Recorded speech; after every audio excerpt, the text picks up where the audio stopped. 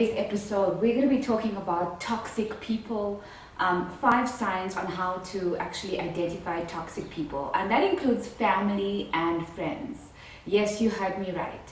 Sometimes it's the closest people that we love and care about that are actually the most toxic. Make you feel bad about yourself, they are energy vampires.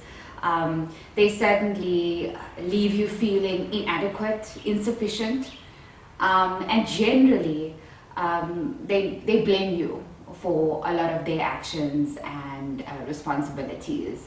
So I'm going to go deep in this episode around, toxic people. And some people may get offended and some people may not. Hey, but I'm going to share what's happened in my life and some of my experiences, and hopefully you guys out there can learn from it.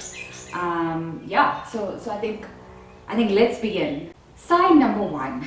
Toxic people have the habit of blaming you for their own decisions or lack of responsibility. So I've been around people, family, friends, colleagues at work, certainly, where people pretty much will project and don't want to take responsibility for their actions. They will blame you for their decisions or decisions they don't want to take in their life, and they'll make you feel bad about it.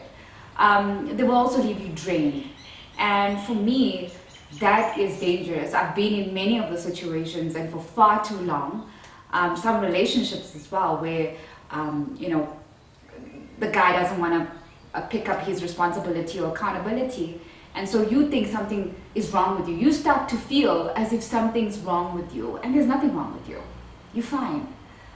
Toxic people have that ability to make you feel bad about yourself, to crush your self-esteem, to crush your self-confidence. It's just that you got to know that it's a cycle and it's a web. And how I got out of it is I actually, I have an amazing person in my life right now who is the complete opposite of that. But how I got out of that is actually looking within myself and realizing I'm worth more than this situation. And sometimes you just got to walk away. The hardest part is that it's somebody you love, and you think, sheesh, this can't be that toxic, it can't be that bad. You try to make excuses for the person when everyone else around you can see that this is not good for you, this is not healthy. Okay, you are not thriving, you are not growing. The person gets intimidated and threatened by you, and they try to pretty much crush you in order for them to feel good. Okay. Number 2, toxic people love to feel better than you, or they prefer to look better than you, in the sense that they must only be doing well and you mustn't. So I've lost a lot of friends who I thought were really there for me and really my best friends and who I thought were my inner circle. But as soon as you start succeeding in life and actually going after what you want, you find that these people pretty much feel intimidated, and so they can't handle it, and so they back off. I've lost a lot of friends who've gone cold turkey on me. They just disappeared, they're quiet. As soon as I started achieving a little bit of things in my life, or being happy and glowing and being the best person that I can be, toxic people kind of feel they take things personally. They feel as if you're succeeding in a twisted way, you're trying to beat them. But there's no competition. That's the thing about toxic people, is they're so deluded and toxic that they don't even know what is right versus wrong. Okay? So toxic people, they like you as long as you are doing bad and they are doing better than you. Okay? Tough one. Oh. Toxic sign number 3. Passive aggression. Toxic people have passive aggression in them. People think because someone is not saying whatever they want to say directly to you, that's not toxic or not abusive. It actually is. Passive aggression is when someone, for example, says, you ask them, do I look good? And they're like, under certain lighting and angles, I think you would look good. Or they just have a hidden way and a subtle way of insulting you without you actually understanding. It's so subtle and so passive that you know something doesn't feel right, but you walk out of that situation feeling worse than yourself. Or whenever you're around the certain type of people, you just feel bad. You start doubting yourself, you start doubting your dreams, you start doubting your decisions. You just start feeling very confused and lost. So passive aggression is definitely one of the new signs of toxic people that's just so dangerous because it's subtle, and you think because it's not explicitly said that it's not an issue, but it is. Next sign of toxic people is, they actually are users, abusers, and moochers. That's what I call them. So they are takers. They pretty much take from you. Whenever they see you, all they want to do is take from you. They never ask you how your day is. It's always about their feelings. It's always about how they feeling right now, what challenges they having. They only reach out to you when they want something. Okay, it's either a loan, either advice, either a conversation that makes them feel good. So they always take from you. Okay, and that's why you feel drained from that situation.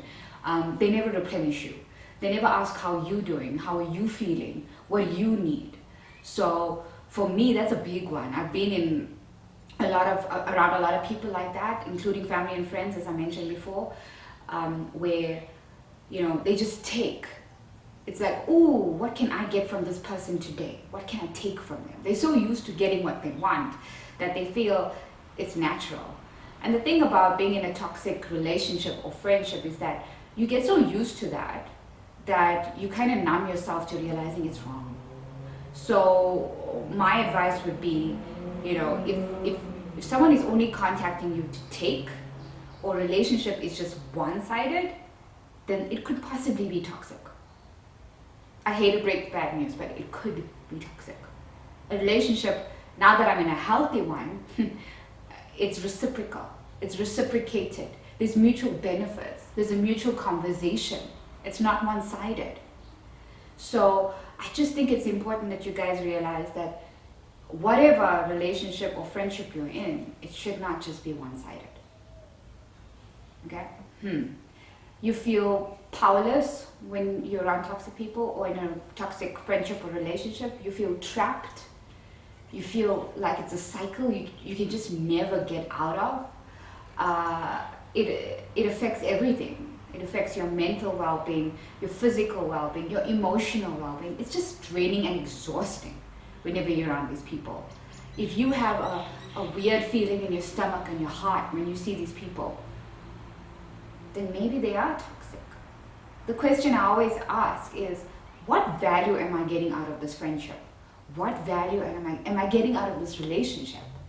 So if you are getting something out of it and the person's also benefiting, then I don't think it's toxic. But if someone's purely just extracting from you, taking advantage of you, it's always on their terms and conditions.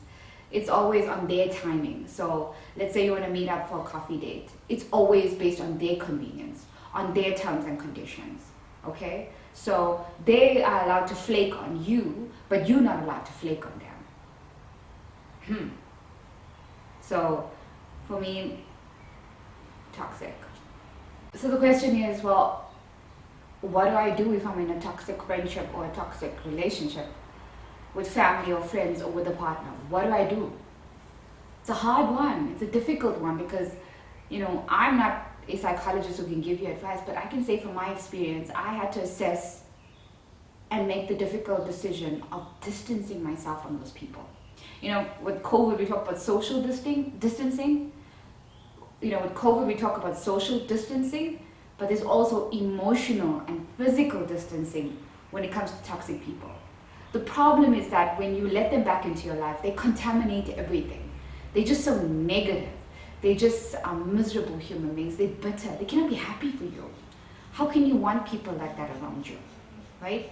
So my advice is, step one is acknowledging that, oh my God, we potentially have a toxic friendship, or toxic behavior. Maybe that person needs to go for counseling. If they acknowledge it. If they don't acknowledge it and you bring it up to them and they explode and they deflect, then that's a difficult one. that person might be in denial, may not want to face the reality that they might be toxic. So I guess my advice would be, these are the signs that I'm sharing that it's very difficult for me to actually talk about, because it's something I've hidden for a lot of years and I've gone through since my childhood, and I'm hoping that you guys can actually benefit from it. Sometimes we get so ashamed to talk about our failures because we only want to focus on our successes, but I've been able to succeed in a lot of areas in my life because I've faced a lot of my failures, and one of them being getting rid of toxic people in my life. So I hope you guys have enjoyed today's episode. I hope it hasn't been too much of a Debbie Downer, but I think as we continue on this, health and wellness journey in our lives, we have to deal with the emotional bit. We need to deal with the emotional contamination or people around us that are probably, draining our energies and our value. So again, if you liked today's episode, subscribe to my channel, click like and share and comment. Let me know if you thought any of these discussion points were useful for you. Great.